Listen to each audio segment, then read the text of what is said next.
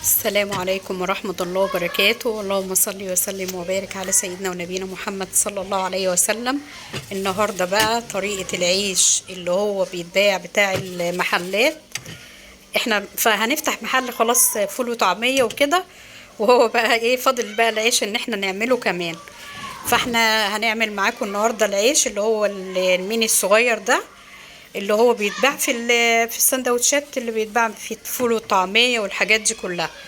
هنعمله بمكونين اتنين بس كده اهوت، من غير اي حاجة ولا هيكلفنا ولا اي حاجة خالص. شايفين الجمال والحلاوة، شايفين العيش طالع ازاي، وهقول لكم على طريقة تعملوه بيها. هنعمله من على الوش وهنعمله قصدي من فوق الفرن ومن جوه الفرن ان شاء الله. انا معايا هنا نص كيلو دقيق، عليهم كوبايه ونص، نص كوبايه لبن ونص وكوبايه ميه. حطيتهم على بعضيهم وحطيت خميره، معلقه خميره كبيره، وربع كوبايه سكر، واقلب بقى المكونات دي، ولسه كمان في حاجات تانية هنحطها عليها. وهنا معايا نص كيس بيكنج باودر كده صغير، ورشه الملح، ودي اهم حاجه، هي دي اللي بتظبط الطعم كده. واقلبه كويس قوي. وبعدين هروح حاطه ربع كوبايه زيت على الربع كوبايه الزيت دي بقى اختياري، عايزه تحطيها في اخر العجينه حطيها، عايزه تحطيها مع اللبن كده مش هيجرى اي حاجه. وهقلب بقى كويس، وانتوا طبعا عارفين كويس قوي قوي ان لازم العجينه تتخدم كويس جدا يعني. وكمان هقول لكم على حاجه، يعني انا كنت عملتها الفجر كده بصراحه، ورحت مغطياها كويس قوي وحطيتها في التلاجة. حطيتها التاني يوم كده اللي في التلاجة، قعدت. لو انت عايزه تقعديها يوم يومين مش هيجرى لها اي حاجه خالص. في التلاجة، ايوه في التلاجة، وخمرت كده زي ما انت شايفه كده، وبس ماسكه نفسها. عشان انا لو كنت حطيتها بره كانت الجو حر جدا، مش هتاخد وقت خالص، هتبصي تلاقيها فارق يعني. ما عادتش معاكي يعني. عايزه تعمليها اعمليها، لو حطيتيها بره نص ساعه بس، يعني نص ساعة كده تعمليها. لكن انا حطيتها لتاني يوم بصراحة، فبعد ما صليت الفجر ونمت وكده وقمت براحتي، وقمت بقى ايه اعمل معاكم العيش الجميل ده. وعلى طول على طول قرصت، يعني مش مثلا سبتها ان هي لا تخمر تاني والكلام ده كله، لا. الجو حر فيساعدك في كل حاجة تعمليها. تمام. انا عملته بقى هنا زي ما انتم شايفين كده، قد البيضه، يعني قد البيضايه كده. واهم حاجه تقفلي السره كده من تحت كويس قوي قوي قوي، علشان تخلي الرغيف يبقى يقب معاكي ويبقى كويس، والوش بتاعه يبقى ناعم. خلاص طلعوا معايا ما شاء الله 20 رغيف، هو 21 بس انا اكلت رغيف وانا بعمله. يعني صراحة أمانة يعني. أنا وأنا بعمله كده قلت أما أدوق طعمه كده، لقيته طعم تحفة جدا، فعجبني رحت واكلاه. ما كنتش فطرت بقى، فيا استغلت الظروف.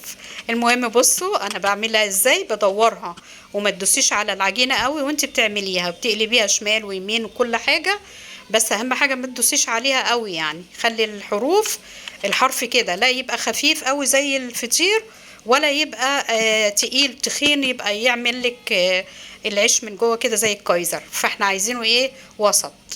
وهنحطه بقى هنا على الملاية ديت، وهنغطيه بالملاية التانية، ونسيبه بقى كده نص ساعة، دوت اللي هيقعد يجي نص ساعة كده في الحر اللي احنا فيه ده. تمام. كنت ساعتها بقى يعني بعمل حاجات وكده اهوت، خلصتها اوام، بصيت لقيته ما شاء الله خمر معايا. وهحط على طول بقى على البوتاجاز وهوريكم. بس انا بوريكم كده ان العجينه ما تبقاش ولا تخينه ولا رقيقه. ودي اهم حاجه في العيش علشان يطلع معاكي مظبوط. وتدوريها، تخليها مدوره على قد ما تقدري. يعني ما شاء الله ولا واحد في الرغيف ولا رغيف فيهم هبط ولا اي حاجه خالص. ولا هنحط دقيق، يعني انتم ملاحظين اهو، انا ما حطيتش دقيق ولا اي حاجه. ما تحطيش دقيق علشان انت حطيتيها في التلاجة ما شاء الله هتبقى معاكي زي الفل. مش هتحتاج بقى ان انت تحطي دقيق ولا اي حاجه. لكن لو انت ما كنتش حطيتيها في التلاجة هتلاقيها معاكي سايحه كده، وهتضطري انك انت لازم تحطي لها دقيق. خلاص انا بقى حطيتهم كده وغطيتهم كويس بالطريقه دي، ورحت جايبه الطاسه وحطيت الطاسه كده، فتحت عليها وسط وسبتها. هاخد كده على طول بقى واحط تحت الشوايه بتاعه الفرن. يعني انا دلوقتي كده عامله ايه، عامله الفرن، فاتحه الفرن من تحت من الشوايه، عشان انا ما عنديش فوق وتحت. لو انت عندك فوق وتحت هتريحي نفسك من الموضوع دي كلها، وهتحطي في البوتاجاز هيعمل لك فوق وتحت ويبقى زي الفل. لكن انا عشان البوتاجاز عندي فوق بس، فانا فوق قصدي لوحده وتحت لوحده، فانا بعمل كده، بروح حاطه تحت الشوايه بالظبط كده، وايه وبيقب معايا ويبقى زي اللي انتوا شايفينه ده. والله انا مسرعه علشان بس يعني الفيديو بيبقى طويل قوي لما الواحد بيفضل يطوله كده، وانا مش بحب ان انا يعني ازعجكم ولا اقلقكم يعني. فعاملاه بقى ان هو مسرعاه بالطريقه دي. بس انا شايفين الرغيف ما شاء الله، حتى لو هو مش قابب قوي وانتي بتحطيه تحت الشوايه، هو ما شاء الله بعد ما هتلاقيه استوى كده قب معاكي كمان تحت. في بقى يعني في واحد ولا اتنين، واحد بس هو ايه ما قبش بس اتفتح من جوه، يعني من جوه بتفتحيه عادي وبيبقى زي العيش برضو عادي. بس لما ما بيقبش قوي اللي جوه ده يعني ده ما قبش قوي، انا ما هطلعه مش هيبقى قابب قوي. بس لما تفتحيه بالمقص او تفتحيه بايديكي هتلاقيه من جوه زي الفل برضو معاكي، ويتعمل سندوتش ويبقى زي الفل. في كام بقى رغيف في الاخر كده، رغيفين 3 باين، هعملهم على الطاسه. ولو ملاحظين انا بعمل في طاسه ألمونيا اهو، عشان اوريكم ان ممكن نعمله في طاسه ألمونيا، مش شرط يكون تيفال ولا نوفال ولا الكلام ده كله. فطاسه عاديه خالص ممكن تعمليه، وممكن تعمليه على صينيه، وممكن تعمليه على اي حاجه عادي. تمام. بصوا ما شاء الله طالع فطير، انا حاسه ان هو فطير مش عيش، ما شاء الله. وطعمه تحفه، طعمه جميل جدا مظبوط وحلو قوي. بس امشي بالله عليكي على الخطوات اللي انا بقولها لك دي. ولو كنت بقى وصلتي معايا لحد كده، يعني من اختك بقى كده بتمنى منك كده، ولا من امك، بتمنى منك كده هو دعوه حلوه. وفي نفس الوقت كمان ما تنسيش اللايك، علشان اللايك دوت هو اللي بيرفع لنا القنوات، وهو اللي بيبقى يعني حاجة كده كويسة لينا يعني.